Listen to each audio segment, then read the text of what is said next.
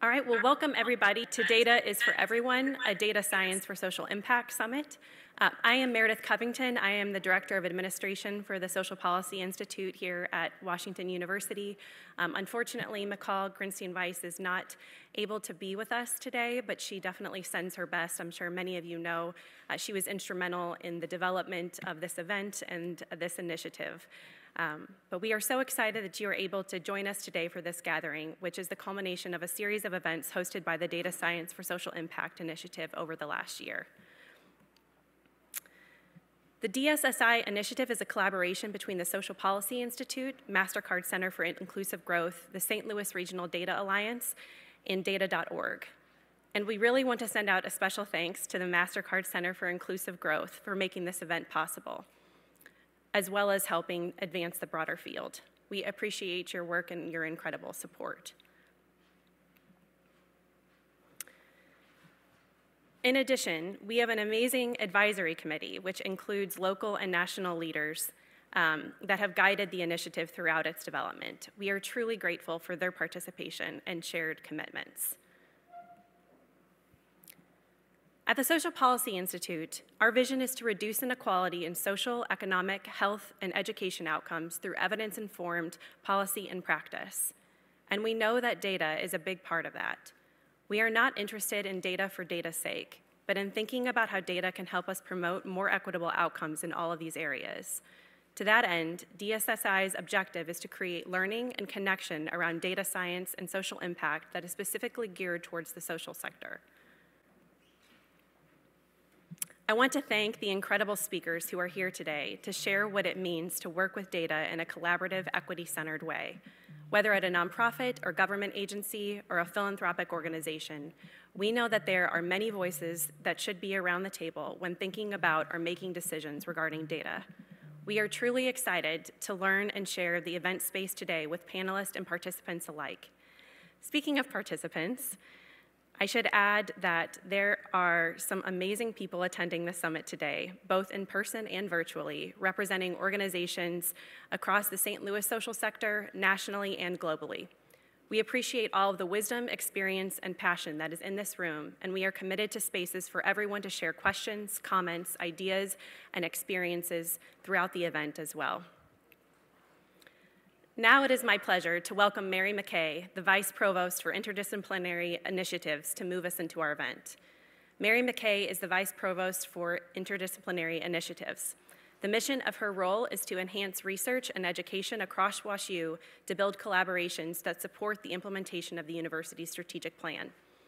A key part of the strategic plan is harnessing the power of data generated by WashU researchers. Mary most recently served as the Dean of the Brown School. She is also a leading researcher who connects deeply to both social work and public health. Her work has received significant federal funding, and she is an incredible productive researcher with more than 150 publications on mental and behavioral health, HIV/AIDS, poverty, and more. She is also a dear friend of SPI, and we are so grateful to have her with us today. Please join me in welcoming Mary McKay.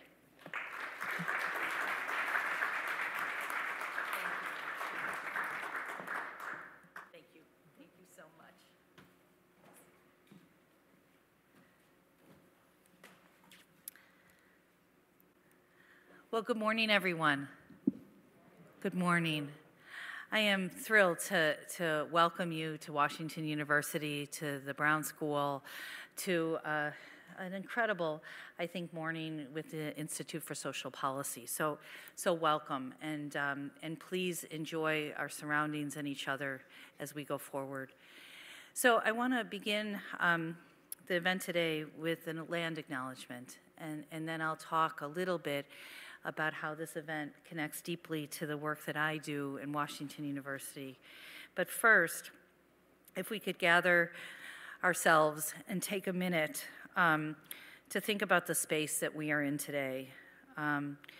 We want to take a moment to acknowledge that you are in Hillman Hall at Washington University in St. Louis, and that this space, this place, occupies the ancestral, traditional, and contemporary lands of the Osage Nation, the Missouria, Illinois Confederacy, and many other tribes who were the custodians of the land where we reside, we occupy, and we call home. In offering this land acknowledgement, we recognize their sovereignty was never ceded after unjust removal. We affirm and support tribal sovereignty, history, and experiences by elders past, present, and 7 generations yet to come through their continued connection to this land. We encourage you to do your own research on tribal removal, tribal sovereignty, and the history of the land that you reside, and promote the inclusion of tribal history and incorporation of contemporary thoughts and actions into your work. Beginning with the land acknowledgement connects deeply to the mission of the Brown School, connects to the larger mission of Washington University, and I know is incredibly important to SBI around connecting our work to an equity and justice mission statement. And so thank you very much for taking a moment to acknowledge the space that we are in today. So in just a couple minutes, I'm going to try to orientate you to the Washington University, both here, the current version of Washington University, but where we're headed next. Here and Next is our title for our 10-year strategic plan for the university. And I'm happy to just connect where we're headed as a university to the work that you're going to do today.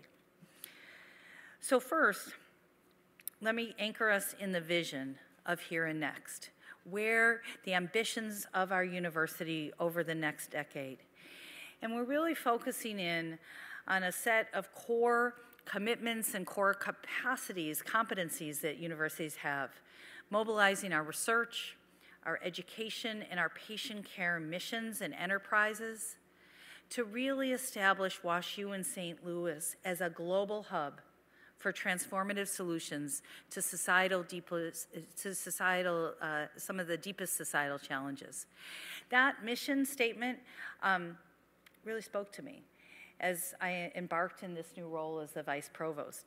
The idea that we can intentionally use a platform like our university for greater and greater good, not only in our region, but across the nation and our globe. And so that was incredibly important. And that kind of mobilization from data to new knowledge to action, I think also characterizes the Social Policy Institute. So that's why I come again and again, Meredith, to give some beginning remarks for your conferences. So if you know academics at all, you know that we're actually wordy folks. And so strategic plans usually are hundreds of pages long. They come in big binders. I'm not sure who actually reads them. Thank goodness some very capable communications people translated what all the academics said around our 10-year strategic plan into one slide, one page. So well done, non-academics, those of you that are in the room, and well done for the partnership with academics who really worked hard on where is this university going. So this is a reflection of faculty, staff, and students' ambitions and where we're going to actually concentrate over the next 10 years. And the strategic plan Here and Next is held up by 3 pillars: a research pillar, a people pillar, and a commitment to our region, a community pillar. And so within those kind of different color greens, notice I'm wearing green. I bought a lot of green dresses over this next year to orientate everybody to the plan. Within each of those colors green, there's a particular set of research commitments, places that we think we can lean into, that we have emerging assets, but that we can make a stronger and stronger difference in the world. It will not surprise you after a pandemic where we're wearing masks inside that public health has been an incredible need for us to build infrastructure and capacity and really focus in on eliminating disparities based on the experiences of COVID, but well before COVID. So Washington University will lead into public health, and I'm very happy to share with you, WashU hasn't started a new school in 100 years. So we're planning right now a school of public health that really will have a deep connection to the region. That's incredibly important, and I'm hoping that I can share with you and other audiences at some point in the future the contours and the parameters of that school and what difference we think it's likely to make. It's not the only place we're going to concentrate in terms of research. Environmental research is important, and most relevant to you, big data, data science, digital transformation, an incredibly important place that we across schools, across disciplines come together to really harness the capacity and also acknowledge some of the limitations of where we are in terms of data science and our use of technology and for the social good. So that's the research pillar. The people pillar has us investing in our students, the supports for our staff, the supports for our faculty, and then the last, set of talking, points on the I guess that you are right, relate to our commitment to our community, whether that be a transformed university college that opens up access to a Washington University education, to the organization of a St. Louis collaborative hub. We're incredibly excited that community-based research, community collaborations like the one that you have here are really important to the larger university. So I'm just going to focus in a little bit on digital transformation because that's most relevant to you. Our colleague Philip Payne, who is at the medical school, is the faculty lead of this area with hundreds of students, faculty, and staff really helping to figure out what's the leapfrog strategy for Washington University in collaboration with all of you and more, that we can actually harness data and digital interventions for the social good, to think hard about issues of equity and how they are embedded or not within the data sets that we use. And so we're incredibly excited to partner with all of you, both inside the academy and outside, to really come up with new data-driven and digital solutions to some of our deepest challenges. I mentioned a little bit before our chancellor, who is, I guess he's not so new anymore, but with a pandemic, I have lost track of, how many years he's been here. But when Chancellor Martin gave his first inaugural address, he actually really made an important point that research was really important. Our scholarship was incredibly important. Our educational offerings were incredibly important, but so was our responsibility as an anchor institution. So was our responsibility in terms of really having a commitment to having St. Louis thrive. And so as Washington University has thrived, how do we actually really deepen our collaborative commitment to our region and acknowledge some of our missteps and some of the harm that we as an anchor institution might have caused the region? So incredibly important parts of our plan relate to a more structured, more value-based, more clear approach to how we'll collaborate to really work on the challenges of our region together. So I'm going to just say one other word around collaboration, because I think it's important that we acknowledge, some of the speakers that are in this room today and some of the guiding principles around why collaboration is so important with the entities that are both speaking and those that are populating the audience.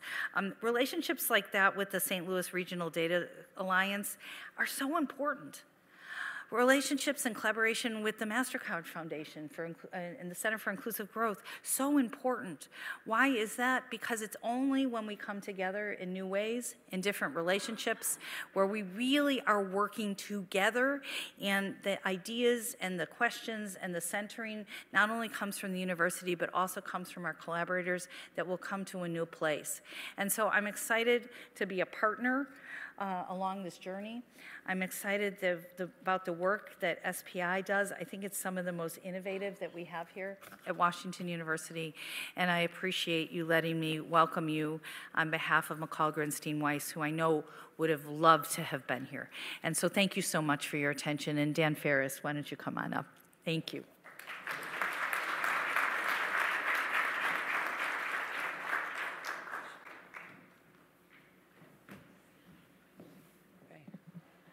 Thanks, everyone. Good morning. That was pretty good, considering there's coffee and pastry and fresh fruit. One more time. Good morning, everyone. Good morning. Thank you. Thank you so much, Mary, Vice Provost McKay, for those wonderful remarks, to Meredith Covington for welcoming us and helping to set the stage. It's truly exciting to be here together in community and in collaboration this morning. I'm Dan Ferris. I use he, him pronouns. I'm the Assistant Dean for Policy Initiatives at the Brown School and the Associate Director for Training and Education Innovation at the Social Policy Institute.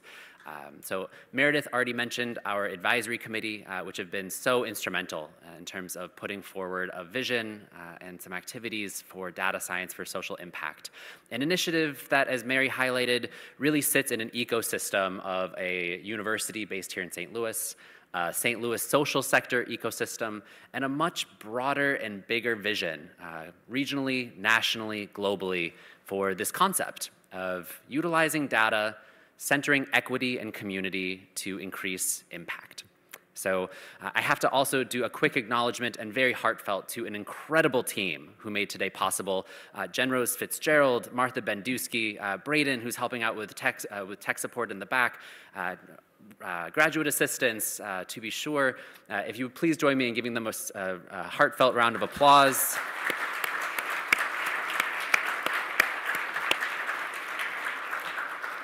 As Mary in the strategic plan highlighted, it's not just entities, but people that move this work forward. And so I'm truly grateful as I'm looking around the room to see familiar faces and new faces alike as we move this work forward.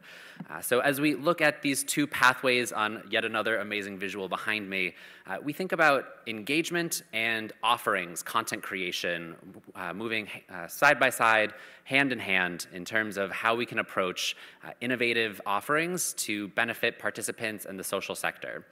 We've received incredible feedback locally, regionally, nationally, from leaders who have shaped our approach as we continue to engage and tailor an approach of learning event offerings and an online curriculum that's set to launch today for a wide range of diverse participants. Our advisory committee also helped to set forth a series of values and vision for this initiative.